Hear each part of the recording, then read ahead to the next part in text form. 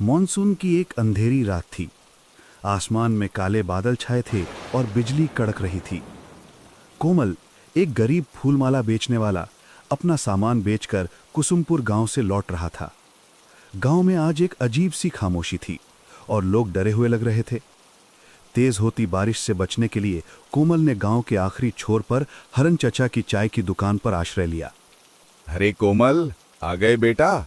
इतनी रात हो गई और इस तूफानी मौसम में अकेले जा रहे हो। आज यहीं रुक जाओ, रात ठीक नहीं लग रही। नहीं चचा, घर पर मुन्नी अकेली होगी। उसकी चाची हैं साथ, पर वो मेरी राह देखती है। बस एक कप चाय पिला दीजिए, थोड़ी ठंडक दूर हो जाए फिर निकलता हूँ। जैसी तुम्हारी मर्जी बेटा, पर ध्यान से जाना। आगे बांस गली है और उसके ठीक बीच में पुराना शमशान घाट भी। लोग कहते हैं वहां अजीब अजीब चीजें दिखती हैं, अजीब आवाजें आती हैं।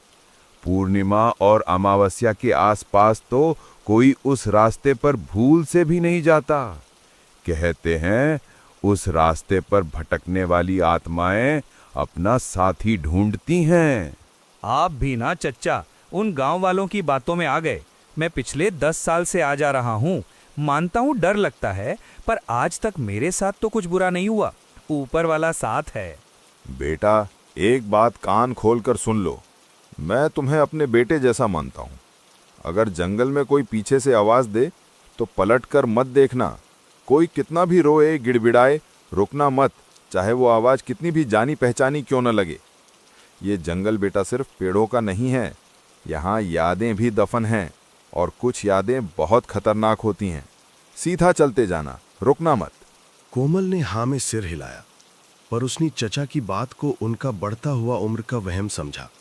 चाय की गर्मी से उसके ठंडे पड़ चुके शरीर में थोड़ी जान आई।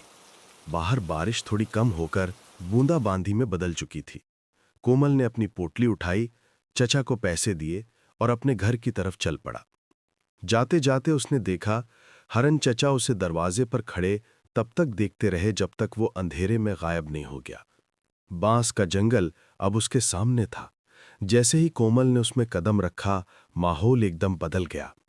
बाहर की हवा का शोर और बारिश की आवाज अजीब तरह से दब गई थी। यहां एक ऐसी खामोशी थी जो शोर से ज्यादा डरावनी थी। सिर्फ उसके कीचड़ भरे कदमों की छप छप की आवाज गूंज रही थी। उसे एहसास हुआ कि वो अकेला नहीं है। उसे लगा जैसे बांस के दरख्तों के पीछे से, अंधेरे के पर्दों से कोई उसे घूर रहा है, सूनी सूनी प्यासी आंखों से। अचानक उसके कानों में एक बच्चे के रोने की आवाज आई। आवाज बहुत धीमी थी, जैसे कोई दूर बैठा सिसक रहा हो। कोमल के कदम वहीं जम गए। उसका दिल जोर से धड़कने लगा। हरन चचा की बात उसके दिमाग में गूंजी, पलट कर मत देखना। कौन कौन है वहां? रोने की आवाज बंद हो गई। एक पल के लिए सन्नाटा छा गया। कोमल को लगा शायद ये उसका वहम है। उसने एक लंबा सांस लिया और आगे बढ़ने ही वाला था कि उसे अपने कंधे पर एक बर्फ जैसा ठंडा हाथ महसूस हुआ। डर के मारे कोमल की चीख निकलते निकलते रह गई। कोमल ने अपनी सारी हिम्मत जुटाकर पलट कर देखा। एक 12-13 साल का लड़का खड़ा था, बारिश में पूरी तरह भीगा हुआ। उसके कपड़े फटे हुए थे, चेहरे पर कीचड़ लगा था और उसकी बड़ी बड़ी आंखों से आंसू बह रहे थे। चेहरे पर ऐसी मासूमियत थी कि एक पल के लिए कोमल अपना सारा डर भूल गया। कौन कौन हो तुम बेटा? और यहाँ इतनी रात में अकेले क्या कर रहे हो? दादा, डरिए मत।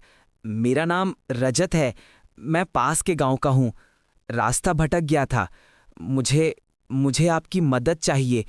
मेरा छोटा भाई वो मर गया है। ये कहते हुए रजत फूट फूट कर रोने लगा। सुबह से उसकी लाश घर पर पड़ी है। गांव में कोई मेरी मदद नहीं कर रहा। सब कहते हैं ये मनहूस है। उसकी माँ भी नहीं है और बाबा शहर गए हैं। मैं अकेला क्या करूं? क्या आप उसके अंतिम संस्कार में मेरी मदद करेंगे? कोमल एक भला आदमी था। उसने जिंदगी में बहुत दुख देखे थे। अपनी पत्नी राधा को अपनी आंखों के सामने तिल तिल मरते हुए देखा था। एक बच्चे की आंखों में इतना दर्द देखकर उसका दिल पिघल गया।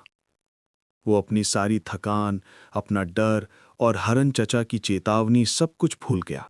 ठीक है बेटा, रोना बंद करो, मैं हूं ना। कहाँ है तुम्हारा भाई? चलो मैं तुम्हारी मदद करूंगा। कोई भी बच्चा इस तरह अकेला नहीं रहना चाहिए। रजत ने आंसू पहुंचते हुए कोमल की तरफ देखा। उसके चेहरे पर एक अजीब सी राहत थी।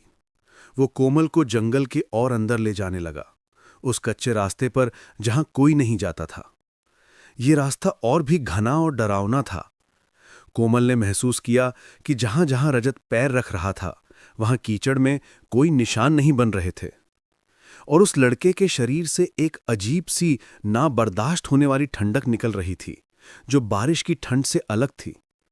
कोमल ने इन बातों को अनदेखा कर दिया, ये सोचकर कि शायद डर और थकान की वजह से उसका दिमाग उसके साथ खेल खेल रहा है। थोड़ी दूर चलने के बाद एक अजीब सी सड़न की बदबू आने लगी। ये किसी मरे हुए जानवर की नहीं, बल्कि सड़े हुए इंसानी गोश्त की बदबू थी। बेटा, ये कैसी बदबू है? बस हम पहुंच गए दागा। रजत कोमल को एक छोटी सी खुली जगह पर ले आया। ये जगह बांस के दरख्तों से ऐसे घिरी थी जैसे कमरा हो। यहां जमीन पर गीले पत्तों के ढेर के नीचे एक शरीर पड़ा था। कोमल ने कांपते हुए हाथों से अपनी टॉर्च की रोशनी उस पर डाली। अगले ही पल उसकी आंखें डर से फट गईं और उसके मुंह से एक घुटी हुई चीख निकली। वहां जमीन पर एक लड़के की लाश पड़ी थी, पर वो सिर्फ लाश नहीं थी, वो एक भयानक मंजर था। जानवरों ने उसे नोच नोच कर खा लिया था। उसका चेहरा पहचान में नहीं आ रहा था। ये कौन है? तुम्हारा भाई?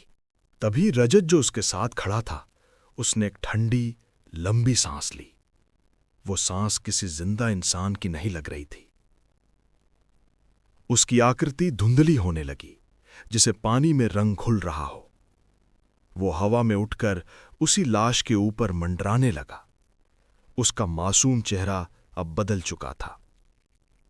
उसकी आंखें काली और खाली गड्ढों जैसी हो गई थी, और उनमें एक ऐसी नफरत और भूख थी जिसे देखकर कोमल की रूह कांप गई। ये मैं ही हूं, मुझे इन लोगों ने मार दिया। अब तुम मेरा अंतिम संस्कार करोगे, हमेशा के लिए। कोमल चीखता हुआ वहां से भागा।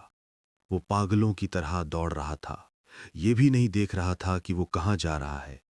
उसके पीछे रजत की खौफनाक हंसी गूंज रही थी, एक ऐसी हंसी जो किसी जीते जागते इंसान की नहीं हो सकती थी। भागते भागते आखिरकार कोमल जंगल से बाहर निकला और बेहोश होकर सड़क पर गिर पड़ा। अगली सुबह जब उसकी आंख खुली तो वो हरन चचा के घर के अंदर एक चारपाई पर लेटा हुआ था। सूरज की रोशनी खिड़की से आ रही थी। उसके सर पर गीली पट्टी रखी थी और शरीर पर कई खरोंचें थीं। एक पल के लिए उसे लगा जैसे कल रात एक बुरा सपना था, पर फिर उसे सब याद आ गया। जंगल, रजत का मासूम चेहरा, वो लाश और वो खौफनाक हंसी। वो हड़बड़ाकर उठ बैठा। शांत तो हो जाओ बेटा, शांत हो जाओ। तुम सुरक्षित हो। रात में जब मैं दुकान बंद करके लौट रहा था तो तुम सड़क पर बेहोश पड़े थे। उसने हरन चचा को सारी कहानी सुनाई, हर एक बात, हर एक खौफनाक पल। कोमल, वो भूत कोई और नहीं, मेरा ही बेटा रजत था। तुमने जो लाश देखी वो उसी की थी। ये सुनकर कोमल हैरान रह गया। उसकी मां के मरने के 3 दिन बाद वो शहर से लौट रहा था। वो अपनी मां से बहुत प्यार करता था। उसकी मौत की खबर सुनकर वो पागल सा हो गया था। रात में ही पैदल चल पड़ा। इसी जंगल में कुछ बदमाशों ने उसे पैसों के लिए लूटने की कोशिश की। जब उसने विरोध किया तो उन्होंने उसे मार दिया और उसकी लाश वहीं जंगल में फेंक दी। पुलिस को उसकी लाश तक नहीं मिली। उसकी आत्मा तब से यहीं भटक रही है, इंसाफ मांग रही है। हरन चचा ने बताया कि रजत की आत्मा ने आज तक किसी को ऐसी हानि नहीं पहुंचाई। वो बस लोगों को उस खतरनाक रास्ते से दूर रखने के लिए डराती है, ताकि जो उसके साथ हुआ वो किसी और के साथ ना हो। कोमल को ये सुनकर बहुत दुख हुआ। एक बाप का दर्द वो समझ सकता था। 2 दिन बाद कोमल का शरीर थोड़ा ठीक हुआ। उसने अपना सारा सामान बांधा, उसने फैसला किया कि वो रात में ही निकल जाएगा, पर इस बार बांस गली वाले रास्ते से नहीं, बल्कि लंबे घूमकर जाने वाले खेत खलियानों के रास्ते से। जब वो हरण चचा की दुकान के पास से गुजरा तो दुकान बंद थी। अचानक उसे लगा कि हरण चचा हाथ में एक छोटी सी मिट्टी की हंडी लिए जंगल की तरफ जा रहे हैं। कोमल हैरान हो गया। इतनी रात में चचा जंगल में क्या करने जा रहे हैं? एक अनजान सा बुरा शक उसके दिल में घर कर लिया।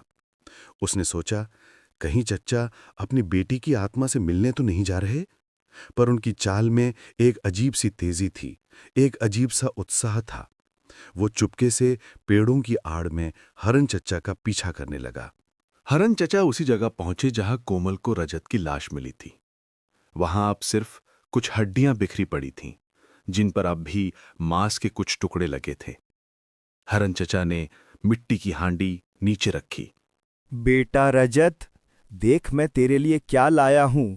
तू अकेला है ना, इसीलिए मैं तेरे लिए एक नया दोस्त लाया हूं। वो फेरी वाला। वो बहुत डर गया था, पर मैंने उसे रोक लिया। अब वो लौट कर जा रहा है, पर रास्ता भूल जाएगा और फिर वो तेरे पास आ जाएगा हमेशा के लिए। अब तू अकेला नहीं रहेगा, हम दोनों मिलकर तेरे लिए और भी दोस्त लाएंगे। कोमल ये सुनकर पत्थर का हो गया। उसके दिमाग में सब कुछ साफ हो गया। कोमल को एहसास हुआ कि वो एक जाल में फंस चुका है। कोमल चुपके से वापस मुड़ने लगा, पर उसका पैर एक सूखी टहनी पर पड़ गया। एक तेज खट्ट की आवाज अंधेरे में गूंज गई। हरण चचा और रजत की आत्मा जो वहीं खड़ी थी, दोनों ने एक साथ कोमल की तरफ देखा। हरण चचा के चेहरे पर अब वो भोलापन नहीं, बल्कि एक शैतानी जीत वाली मुस्कान थी। रजत, देख तेरा दोस्त आ गया। वो जाना नहीं चाहता, खेल उसके साथ। रजत की आत्मा, जिसका चेहरा अब पूरी तरह से खौफनाक हो चुका था, एक झटके में कोमल के सामने आ गई। उसका चेहरा अब एक बच्चे का नहीं, बल्कि एक भूखे भेड़िए जैसा लग रहा था। नहीं चाचा, तुम एक शैतान हो। पर उसकी चीख बांस के जंगल के अंधेरे में दब कर रह गई। अगले दिन सूरज फिर निकला।